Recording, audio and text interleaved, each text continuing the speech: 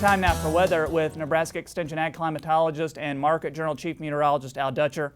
Al's off today, but before he went on vacation, he recorded a segment discussing the Climate Prediction Center's fall forecast.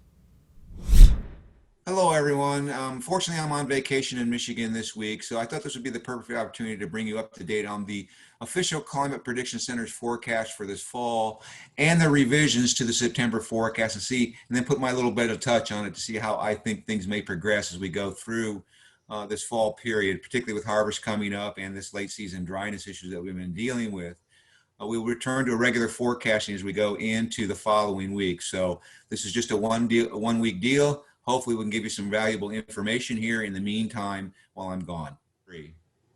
Before we get to the main forecast, of course, we want to update you on the drought monitor, and this is as September 1st. We've seen a pretty big expansion across most of the United States and including Nebraska. Over 70% of the state is now in abnormally dry to essentially severe drought conditions. This has been an ongoing process the entire summer. And so with the very dry conditions we have at the surface, of course, the biggest concern is what is going to bring during the September, particularly for western Nebraska with wheat planting beginning or on the way to beginning.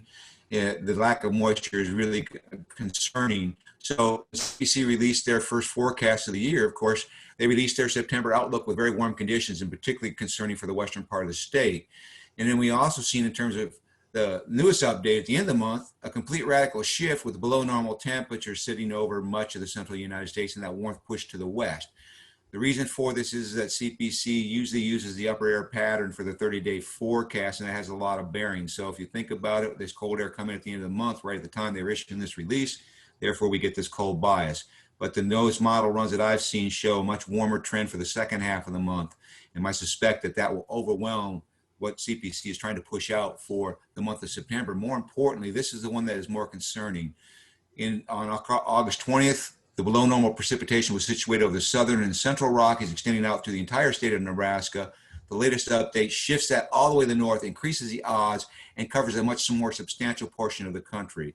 My suspicion is it's probably going to be a modification of both the 20th and the 23rd forecast, but we are likely to see very dry conditions. And this is consistent with the onset of La Nina conditions in the fall. A lot of statistics to prove that usually our falls are drier and warmer than normal, particularly the first half.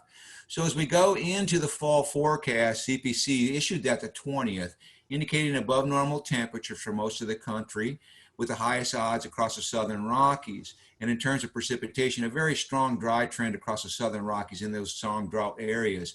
This is a consistent La Nina type forecast. And if we look into the winter, they are starting to pull cold air down. And I will mention that the odds of La Nina have increased to 60%. And with that, we've also seen an increase in tropical storm activity.